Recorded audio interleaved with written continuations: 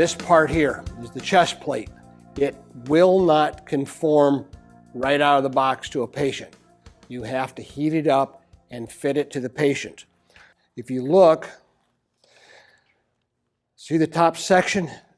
It is way away from the front of the patient. We have to heat that and bend it so it conforms to the patient better.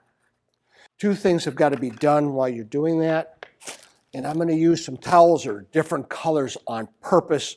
Normally it's just a white towel, but I want to demonstrate that you've got to put this over the patient because it will burn the patient if you get it against them.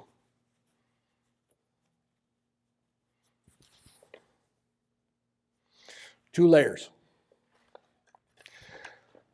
This next part is going to take me a couple minutes to heat up. You want to start, you're going to warm the carbon side first below your two anchor points for the upper bars. These are serrated sections. On the inside, you're going to heat through this area, and this way we can bend the chest plate fairly easily.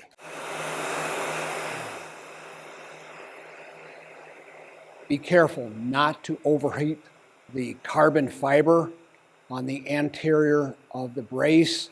It will blister and or will separate. Just get it hot enough to bend. What I'm doing is I'm touching my thumb. When it gets to the point where I can't leave my thumb on it for about a second, it's warm enough.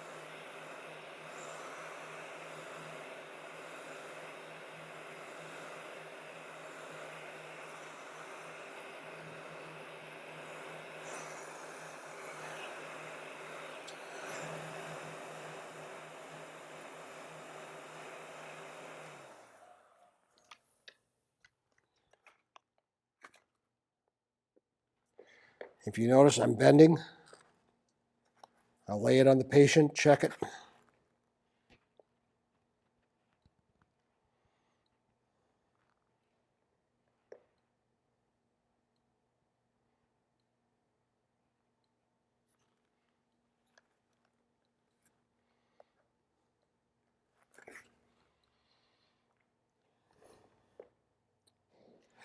All right, it takes about 3 or 4 minutes for this to cool off.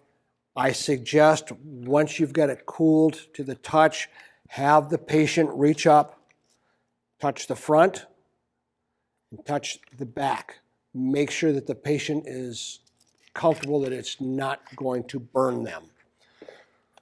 Check it one more time, make sure that it's in place. When you put it in place, push down slightly. You can see how much compression I'm getting. Make sure it's not going to move around.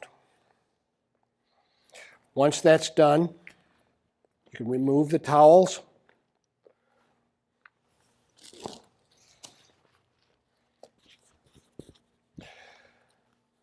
The liner goes back in.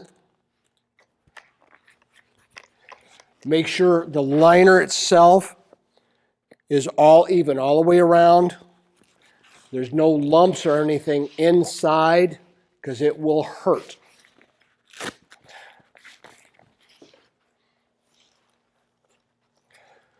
Once you got it to that point,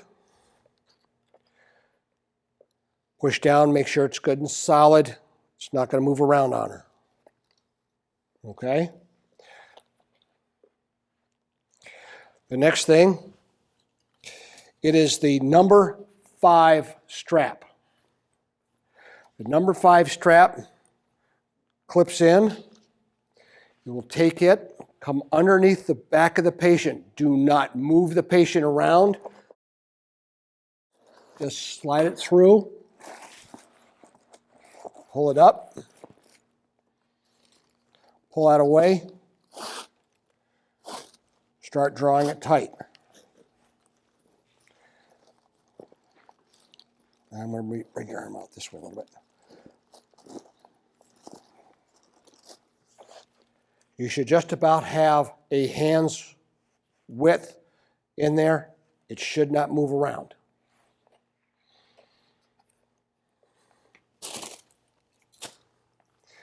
The next one is the number 4 strap. The shoulder straps, the adjustment end is interchangeable. You can either have it at the shoulder or at the waist, depending on the patient. This particular patient, it is easier at the shoulder. An obese patient, you may find it much easier to put it at the waist. The problem with putting the adjustment at the waist on a more slender patient, these straps are too far underneath the patient. You will have a hard time reaching and getting good tension.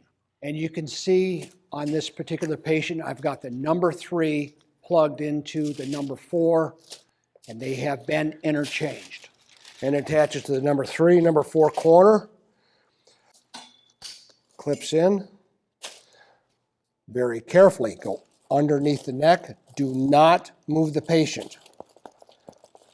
During this whole procedure, you'll have somebody holding the neck.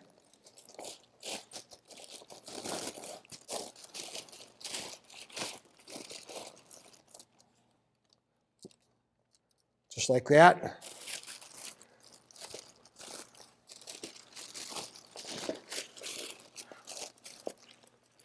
You will clip in to number 4. Once you're in number 4, pull everything back through.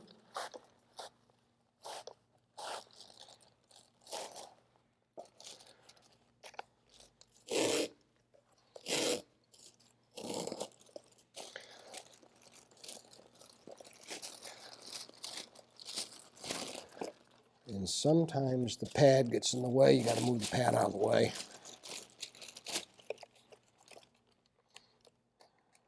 How you doing? You okay?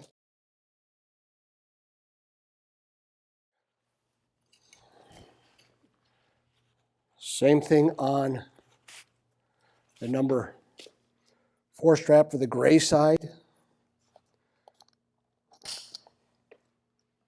Make sure when you're fishing this through that it is flat. If you have a twist in it, it is painful. Let me reach underneath you again.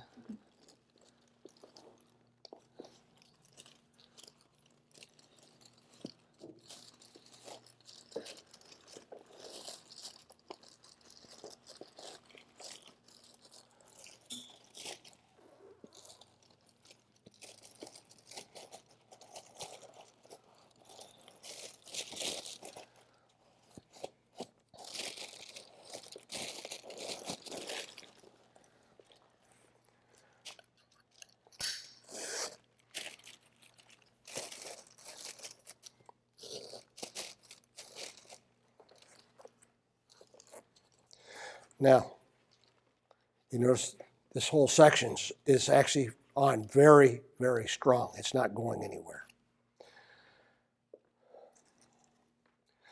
Next thing you're going to do is you're going to take the head ring, open it up, open the chin section up, and actually bend these back just a little bit so they're out of your way.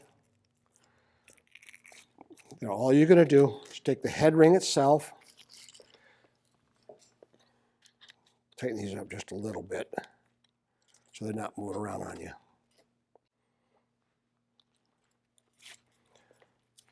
And just lay it on, just like that. Make sure you've got approximately on the temple area, approximately a finger's width on both sides. If you've got a finger's width on both sides, you've got a good shape. Next thing you'll do,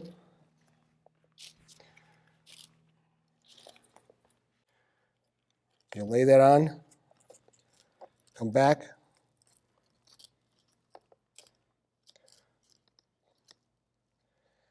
and what you're going to do is you're going to put your fingers underneath this, And just make sure you got a little bit of a space in between. And that's going to represent the pad.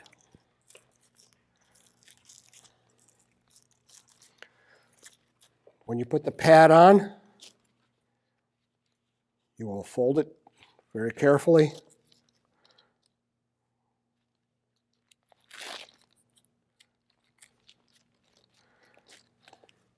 And as evenly as you can between the two. Now, the first time you put it on the patient, it's probably going to be a little bit tight. You are going to find you'll play the adjustment game. And I am playing the adjustment game. I'm actually going to open this up a little bit.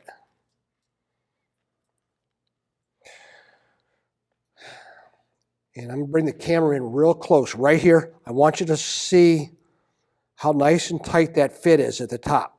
That is your main control strap. Pads and straps should not be excessively tight. They will lead to an ulcer. Next thing you're going to do, release the two sides, put the head ring back on, and you're going to tighten this up just a little bit on both sides,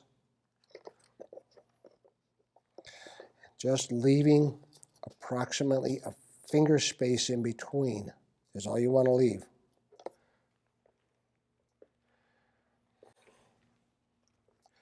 Temporarily lock those down.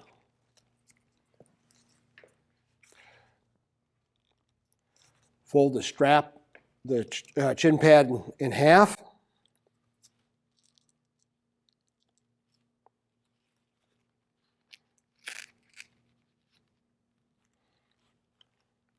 The first thing you're going to discover, you're going to have too much of the pad over the top. You're going to end up trimming this pad back. Remember, whenever doing any form of cervical bracing, you will do a two-man rule. Somebody holds the head so that the cervical spine does not move during this procedure. The cervical spine is held in neutral the entire procedure. I recommend a good, healthy size set of bandage scissors. Trying to use the little ones, it gets a little bit of a challenge to cut the thick silicone. Once you get to that point, bring this on through. Hang on.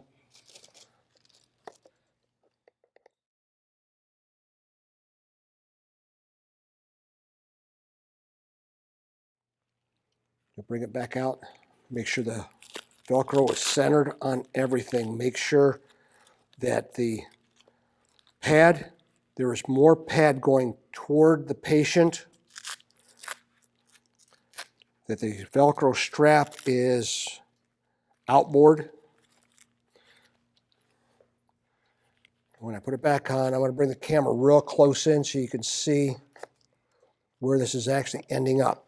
So you see how I've got the Velcro strap is to the front edge of the foam, and then I've got extra foam to roll away. That's to protect the patient itself. And that's what that ring is going to actually look like once we get it hardened into place. The next step,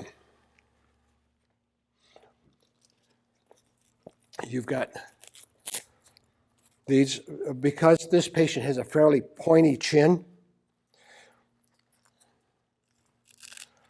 I will lift this section up. I will put a single strap down through the center.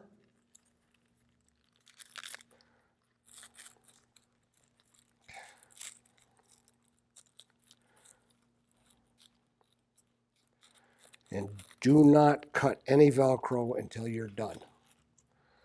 All right, that'll hold now the center of the chin down, so you've got a little bit of a V.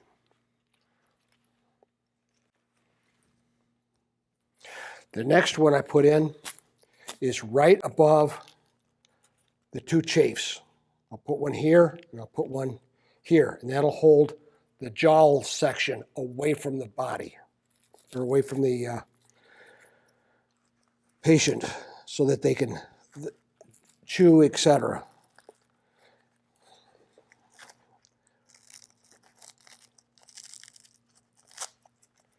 Be careful not to tear the Velcro from the foam backing on the straps, because the Velcro will tear fairly easily if you're not careful.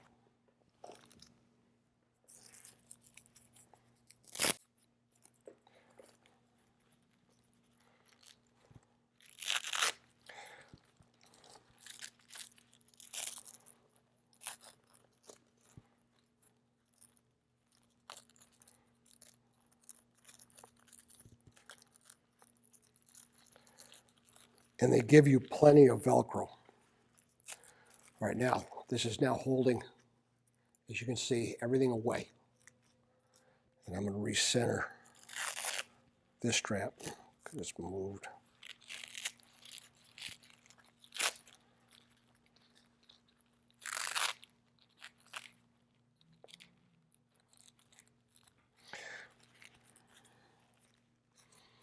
Okay, now this is the straps. They're holding this section away and holding this section down away from the chin on the very bottom.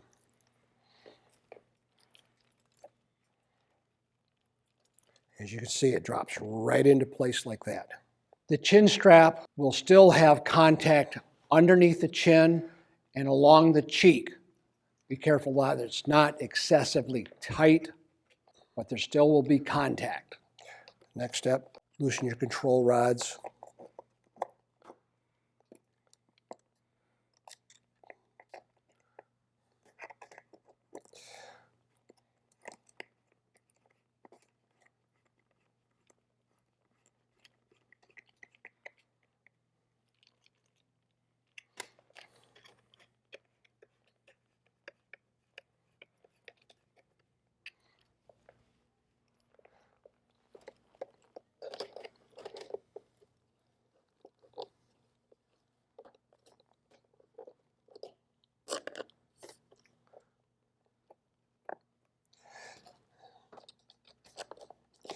You will also find sometimes when you've done the heating that these don't line up on this section real super easy. Just by running the screw in, it'll bring it back into square.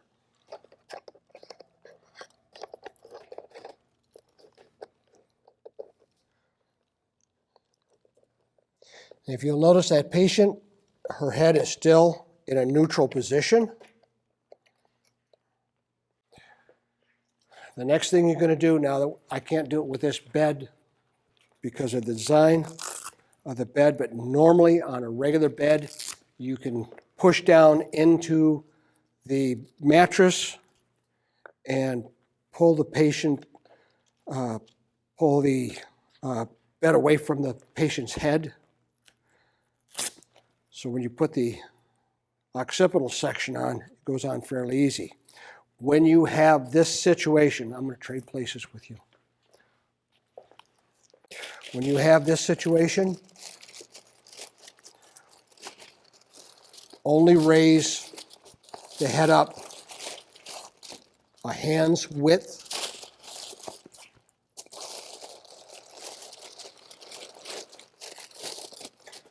And nothing more.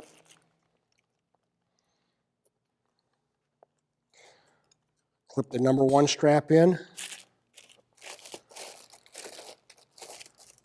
on both sides.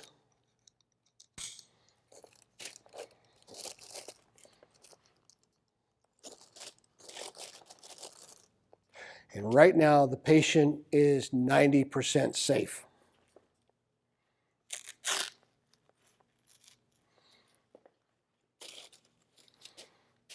And I'm just checking my straps for tension. I want about a finger's width over the shoulders, because I do want the patient to be able to raise the shoulders up like this and let them down.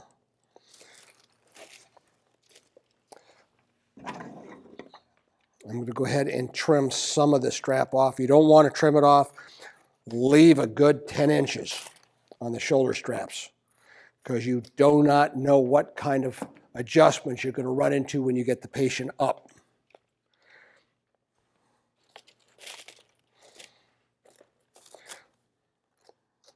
I'm going to just tuck this out of the way so you can see better. This strap here, this is the number 2 strap. The number 2 strap comes through this chafe, through this chafe and back down on itself. Same thing on the opposite side.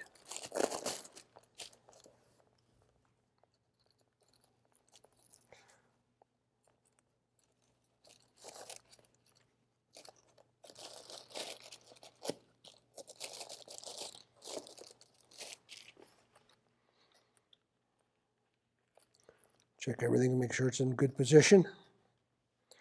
Now, at this point,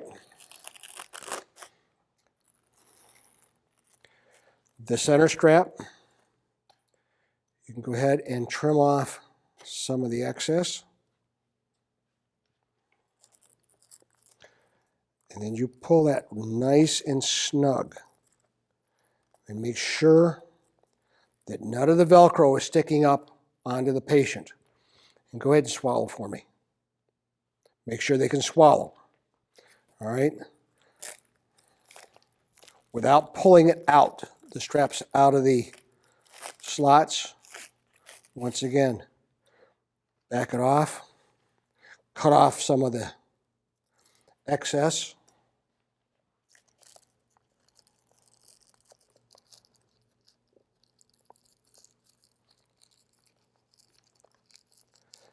And I tuck that in behind like this so you don't have any Velcro sticking out in the patient. That Velcro, if you get it hitting the patient, it will hurt. Same thing here.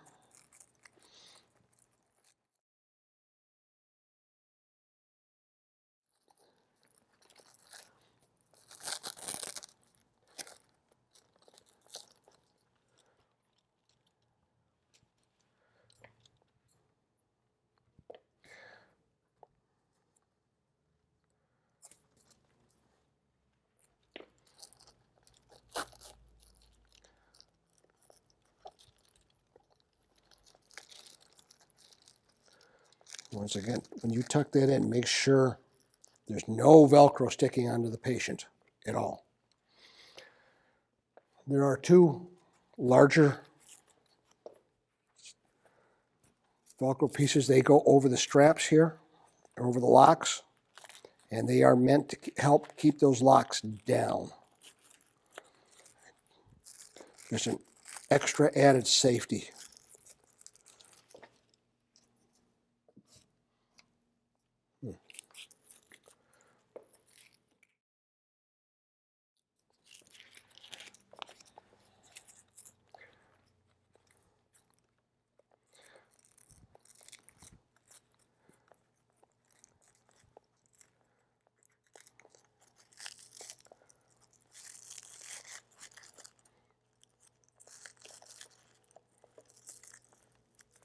The straps are to prevent the patient from being able to reach up and readjust the chin strap.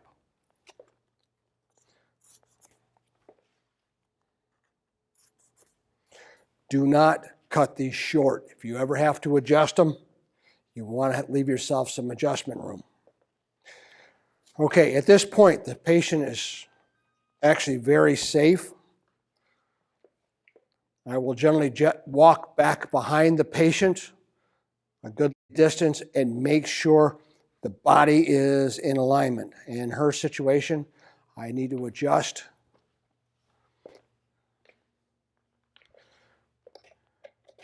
the rotation just a little bit. So all you got to do is release the straps, just like, or release the bolts.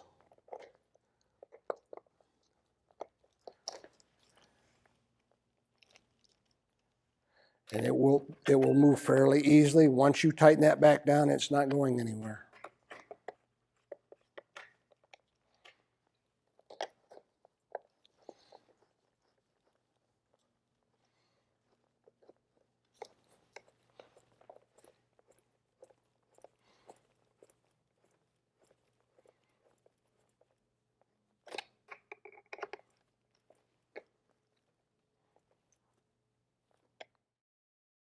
Open your mouth as wide as you can. Let it go closed. Do it again. Okay. The patient should be able to open and close their mouth fairly easily. Okay, attempt to turn your head to the right or left. Don't fight the brace. Can you turn your head? Go that. All right. You will have anywhere from 5 to 7 degrees rotation, 5 to 7 degrees extension and flexion in next. Go ahead and raise your, look up, look down. Okay. We have found out with these braces that if you leave that 5 to 7 degrees of motion, you will actually have a patient that will heal fairly fast. Brings Wolff's Law into play. Wolff's Law says bone moving on bone will generate new bone. And that's what we're after. We want to have the brace hold the patient strong enough that they're safe, but at the same time, we want to have a little bit of movement.